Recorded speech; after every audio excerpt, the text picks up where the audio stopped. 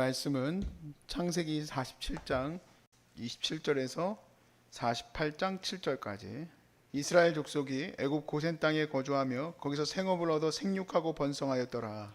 야곱이 애굽 땅에 17년을 거주하였으니 그의 나이가 147세라. 이스라엘이 죽은 날이 가까우매 그의 아들 요셉을 불러 그에게 이르되 이제 내가 너에게 은혜를 입었거든 청하노니 네 손을 내 허벅지 아래에 넣고 인애와 성실함으로 내게 행하여 애굽에 나를 장사하지 아니하도록 하라. 내가 조상들과 함께 눕거든 너는 나를 애굽에서 메어다가 조상의 묘지에 장사하라. 요셉이 이르되 내가 아버지의 말씀대로 행하리이다. 야곱이 또 이르되 내게 맹세하라 하며 그가 맹세하니 이스라엘이 침상머리에서 하나님께 경배하니라.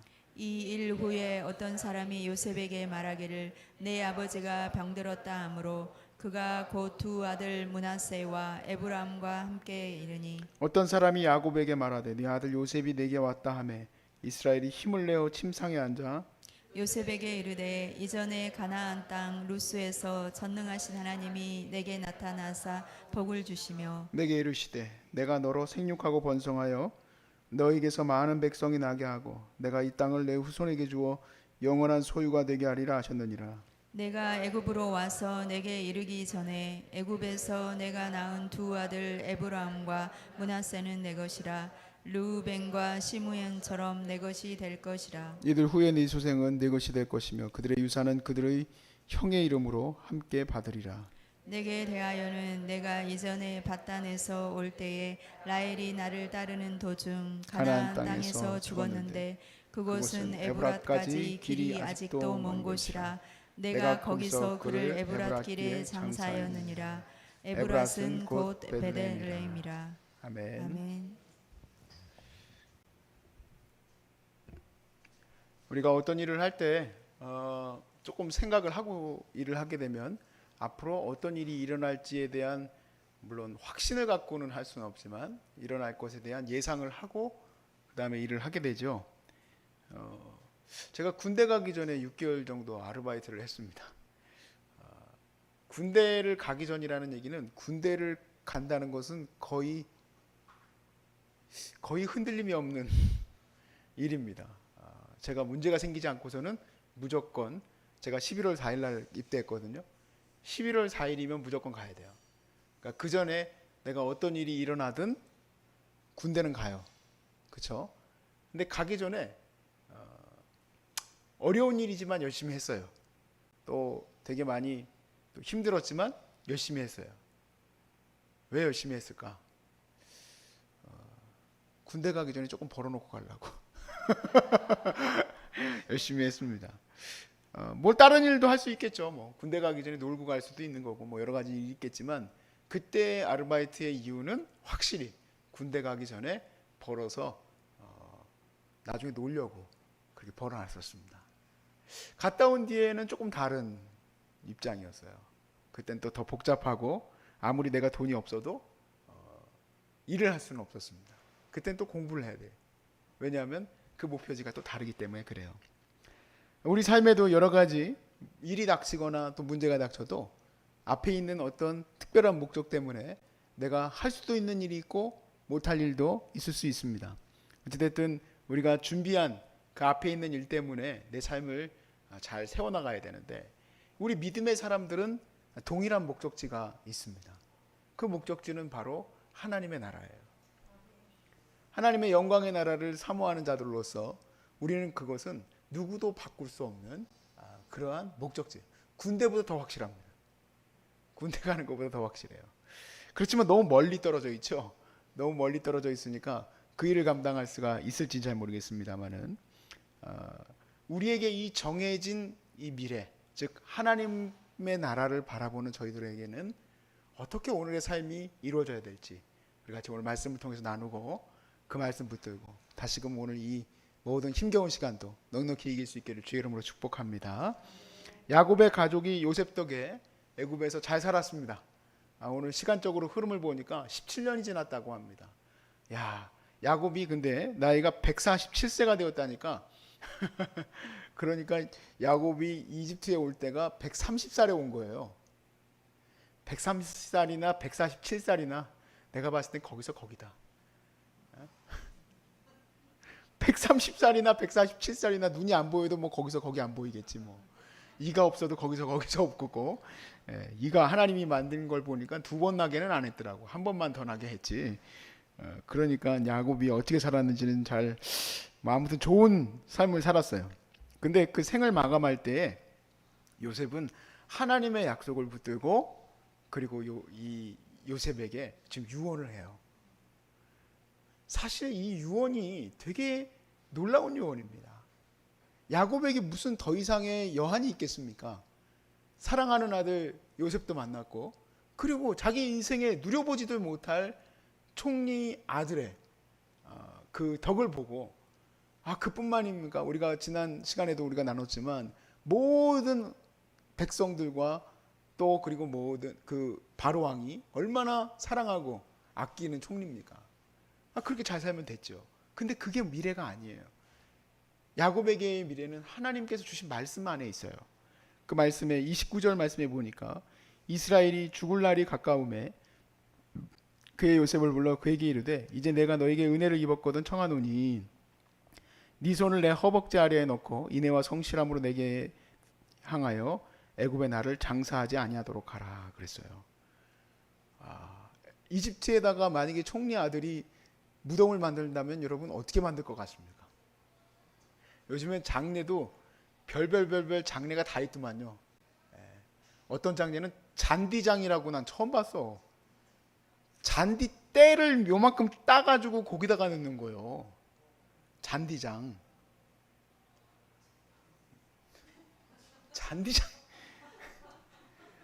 제사 또 비둘기 드리는 것이 있듯이 장례도 그렇게 잔디 요만큼 때 요만큼 따가지고 거기다가 차라리 내 마당에 때 많으니까 갖다가 거기다가 묻는 게 나겠지. 야, 그거 떼고 그거 계속 돈 들여야 돼. 또 수목장도 여러 개가 있어요. 다세대 수목장이라고 들어보셨어요? 한 5-6명 정도가 한 나무에 들어가는데 그거 값이 다르고 또 한 나무가 다르고 또 묘가 다르고 또 항아리가 다르고 들어가는 게 다 달라. 그런데 이 이집트의 총리의 아들이 묘지를 만들어 준다면은 어느 정도를 만들어 줄 것 같아요? 그거는 목표가 아니에요. 야곱에게는 이집트에서 삶이 원래가 목표가 아니에요. 그에게의 인생의 삶의 목표는 하나님이 약속하신 가나안 땅이에요. 그래서 자기를 이집트에다가 묻지 말라고 몇 번을 맹세를 시키고 그는 가나안 땅을 향해서 마음을 갖게 됩니다. 그리고 가나안 땅에 가게 해달라고 계속 얘기를 해요. 여러분, 약속을 붙든 사람은 절대 현재의 평안과 그리고 안락함에 주저앉지 않는 줄로 믿습니다. 현재에 왜 주저앉아 있습니까? 앞에 일어날 일이, 내 미래의 일이 분명한데 약속은 분명한 일이지 않습니까?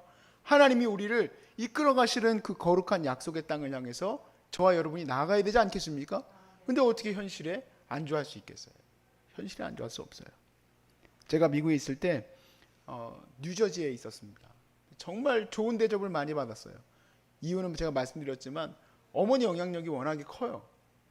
많은 분들에게 기도를 많이 해주시고 했기 때문에 그분들이 은혜를 입어서 정말 저에게 정말 생각하지도 못할 정도로 너무너무 좋은 대접들을 많이 해줬어요.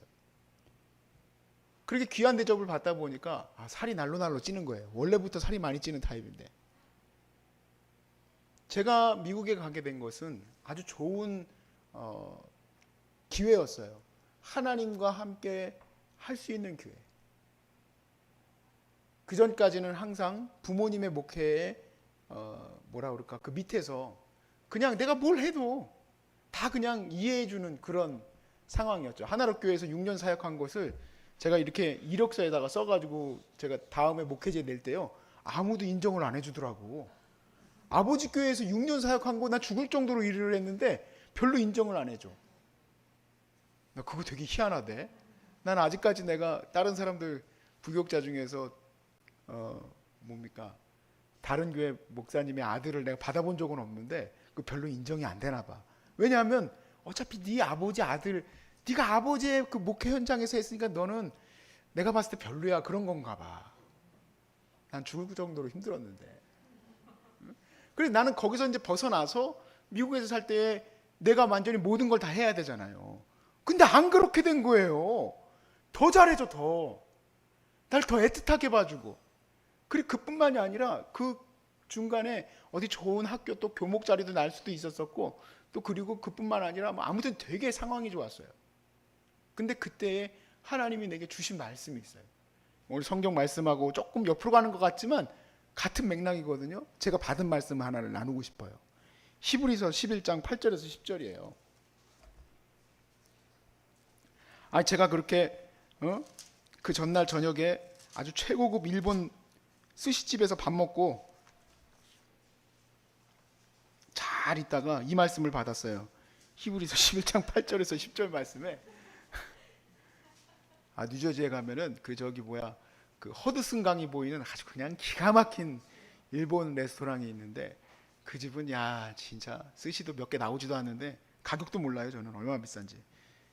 자, 아무튼 그렇게 이제 좋은 대접을 받다가 하나님이 갑자기 마음속에 이 말씀을 읽게 하신 거예요. 8절 10절 같이 읽어봅시다. 시작. 믿음으로 아브라함은 부르심을 받을 때 순종하여 장래의 유업으로 받을 땅에 나아갈새 갈 바를 알지 못하고 나아갔으며, 믿음으로 그가 이방의 땅에 있는 것 같이 약속의 땅에 거류하여 동일한 약속을 유업으로 함께 받은 이삭 및 야곱과 더불어 장막에 거하였으니, 이는 그가 하나님이 계획하시고 지으실 터가 있는 성을 바랐습니다. 아멘. 아멘.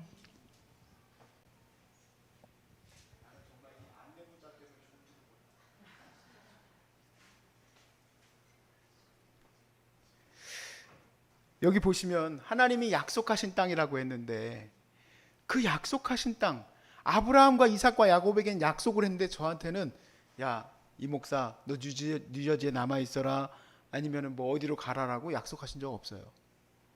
도대체 우리에게 약속하신 그 약속의 땅이라는 게 뭘까요? 바로 저에게는 이 10절이에요. 하나님이 계획하시고 지으실 터가 있는 성이에요. 아브라함이 떠날 때 가나안 땅 가나안길 32번지에 가라 그렇게 얘기하신 게 아니에요. 주님이 가라고 한 거예요. 가라고 한 거예요. 이삭도 마찬가지예요. 어디에 머물러야 됩니까? 머물기만 하면 계속 쫓아다니는데, 가나안의 이 팔레스틴인 나쁜 놈들이 계속 쫓아내는데 어딘지는 몰라요. 그런데 바로 이거예요. 하나님이 계획하신 것이에요. 하나님이 계획하시고 하나님이 이끌어 가시는 거예요. 근데 분명히 내 마음속에서 여기는 아니었어요. 왜냐하면 내 믿음이 바닥까지 떨어졌었어요. 내가 작곡한 노래 중에서 내 하나님께로 더 가까이 나아갑니다라는 찬양이 있어요. 날 위한 그 사랑, 십자가의 사랑, 그 사랑 앞에 내가 다시 서리라, 그런 찬양이 있는데, 그 찬양이 나오게 된 배경이 뭐냐? 너무 영적으로 안 좋아져서 내가 막 날라리처럼 돌아다니다 그 얘기를 하는 게 아니라, 정말 내 마음에서요 하나님이 거의 없어진 거예요. 매일 예배를 드리고 매일 새벽에 예배하고 매일같이 사람들 안에서 뭔가 내가 영적인 것을 하는 것처럼 보이는데, 이 영적인 상태가 정말 바닥에 바닥. 그래서 그 찬양을 쓰게 됐어요. 내가 영적으로 이렇게 바닥 가운데 있을 때 내가 나아갈 곳이 어딘가? 십자가 앞에 나가는 거거든요. 그래서 그거를 떠나라는 것을 확신했고, 하나님이 다행히 많은 선택지를 안 주셨어. 학교가 딱 한 군데 붙었어. 그래가지고 가게 됐는데, 그곳에는 정말 미국 사람들도 나온다는 러스트벨트, 미시건으로 갔어요. 근데 학교는 좋아요. 학교는 좋은 학교였고, 그렇게 해서 켈빈을 가게 됐는데, 정말 그곳이 바로 제가 가장 은혜를 많이 누린 곳이에요. 그곳이 가장 하나님이 이끌어 가시는 대로, 하나님이 그냥 이끌어 가시는 대로 가야 돼. 이따가 점심도 내가 어떻게 먹을지 모르는 곳이야. 뉴저지에 있을 때는 알아서 전화가 오는데, 목사님 뭐 이따가 누가랑 하십니까? 서로 전화 와. 미시간에서 아무도 전화가 안 와. 그래서 그곳에서 우리 아내도 만났고, 그곳에서 제가 학교도 잘 졸업하고, 그리고 한국까지 올 수 있게 해주셨어요.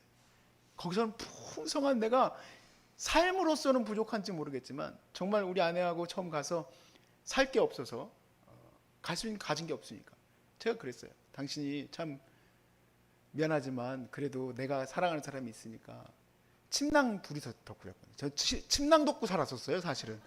근데 결혼을 해가지고 데려왔는데 이불이 없잖아. 그래가지고 이불 대신에 샘스 클럽 가가지고 침낭을 하나 더 샀어요. 그래서 하나는 깔고 하나는 덮고. 내가 금친구보다 침낭이 그래도 괜찮지 그랬더니 이왕이면은 금친구의 사랑하는 사람과 함께 있었으면 좋겠다고. 그래가지고 아내가 그동안 벌어놨던 간호사로 벌어놨던 돈 가지고 신혼살림 몇 개 샀어요. 미안합니다. 감사하고. 나는 돈이 없어가지고 그게 다였어. 하나님이 그냥 이끌어 가시는 대로 가는 그 은혜, 그것을 바라보는 것, 그게 바로 우리가 오늘 야곱처럼 내 삶에 안주하지 아니하고 다음으로 나가는 삶이 될 줄로 믿습니다. 우리가 어디로 갈지 어떻게 알겠어요? 어디로 나가야 될지 어떻게 알겠어? 그런데 오늘 여러분이 지난 목요일 날 어머니가 말씀한 대로 갈 길이 없는 게 축복이다. 오히려 갈 길이 없는 게 축복이야. 암에서 헤어나가야 될 곳은 기도밖에 없으니까. 그 기도 자리가 여러분에게 영적으로 더 풍성하게 해주셨으면 좋겠고, 여러분 삶에서 가장 피크, 영적인 하이라이트가 되시기를 주의 이름으로 축복합니다. 야곱이 요셉에게, 이제 야곱이 죽을 때가 다 됐습니다. 그래서 요셉이 두 아들을 데리고 아버지에게 왔어요. 오늘 본문의 5절에서 6절 말씀에 보니까 내가 애굽으로 와서 너에게 이르기 전에 애굽에서 네가 낳은 두 아들 에브라임과 므낫세는 내 것이다. 루벤과 시므온처럼 내 것이 될 것이요 아들 이들 후에 네 소생은 네 것이 될 것이며 그들의 유산은 그들의 형의 이름으로 받게 될 것이다. 여러분, 야곱이 내려줄 유산이 많을 것 같습니까? 요셉이 자기 아들에게 내려줄 유산이 많을 것 같습니까? 그렇죠. 이거는 육적인, 그러니까 말 그대로 지금 금은 보화를 얘기하는 게 아니죠. 하나님이 땅을 기업으로 주실 그 유업을 말하는 거예요. 그 유업은 무슨 말을 하는 겁니까? 가나안이 어딘지도 모르고, 예를 들어서 가나안 땅 가나안리 32번지 33번지 34번지라고 얘기하면 차라리 기분 좋겠어. 가나안 땅도 아예 야곱 것도 아니고요. 그곳에 모두 없어요. 그러나 그곳이 바로 믿음의 땅이고, 그 믿음의 땅을 내 자녀들에게 주시기로 약속했는데, 그것은 너 아들도 포함된다라고 얘기를 했고, 너 아들들도 하나님의 기업을 받을 것이다 라고 얘기하고 있어요. 내 자녀들에게 하나님께서 주신 이 축복을 우리 하나님께서 약속하셨어요. 왜냐하면 우리는, 하나님의 그리스도인들은 주님의 기업이라 했기 때문에 그래요. 주님의 기업이에요. 내 자녀는 내 자녀가 아니에요. 내 자녀 거가 아니에요. 내 자녀 거면 그냥 난 여기서 그냥 떵떵거리고 잘 살면서 너는 이렇게 해가지고 성공하고 세상에 살고 이렇게 해라 라고 하겠지만, 우리는 이 다음 세대가 하나님의 나라를 내가 다 이루지는 못했지만 하나님의 나라를 계속해서 이루어갈 약속의 자녀라는 그러한 눈으로 바라봐야 될 줄로 믿습니다. 우리의 목적지가 어디입니까? 우리의 목적지는 하나님께서 다음으로 이끌어 가실 그 믿음의 눈으로 바라봐야 할 하나님의 계획의 성이고, 그리고 또한 내 자녀들도 내가 그것을 다 이루지 못했을지라도 하나님이 그 성을 향하여서 가게 할 바로 다음의 바톤 주자들이에요. 걔네들이 잘 사는 게 목표가 아니라, 그게 목표였다면 요셉아, 내가 보니까 너 금은보화가 많던데 알아서 잘 내려주거라, 그렇게 해야지 끝나는 거지. 그게 아니죠. 약속의 땅을 향하여서 나가야죠. 얼마나 감사합니까? 저희 부모님은 가진 게 없어서요, 저희들한테 큰 유산을 내려줬어요. 세계 열방을 하나님 앞에 찬양케 해라.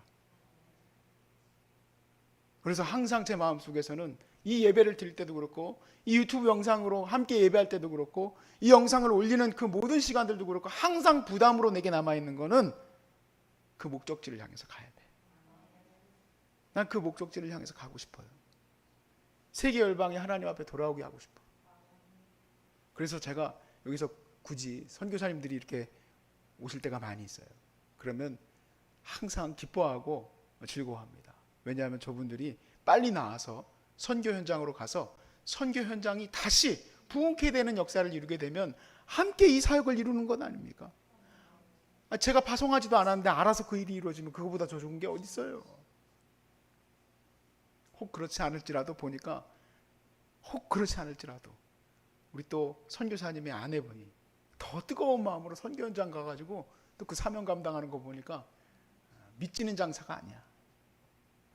그리고 또 우리 환우들이 조금 한 5년 정도만 참 몸 관리하고 저는 계속 기도할 거예요. 꿈속에서 나가라. 세계 열방을 향해서 나가라. 이 마음을 주시도록 나는 그렇게 기도할 거야. 그리고 유튜브 보고 있는 우리 나가신 졸업생들 많이 있잖아요. 나가세요. 많은 하나님이 필요한 곳으로 나가십시오. 그래서 우리 같이 우리에게 주어진 이 시대에 하나님이 땅끝까지 이르러 내 증인이 되라고 하신 이 약속을 우리가 이뤄가야 되지 않겠습니까? 저는 이 실크로드가 열리길 바라고, 그리고 하나님께서 마지막 때에 나와 내 자녀들이 그렇게 쓰임받을 수 있도록 기도하고 있어요. 여러분의 자녀를 향한, 다음 세대를 향한 축복의 기도는 뭡니까? 나라를 세우기 위한, 하나님의 거룩한 나라를 세우기 위한 축복의 기도가 될 수 있기를 바라고요. 멈춰설 수 없습니다. 우리는 여기 안주할 수 없습니다. 우리는 계속해서 하나님의 나라를 이루어가는 일에 쓰임받아야 될 줄로 믿습니다.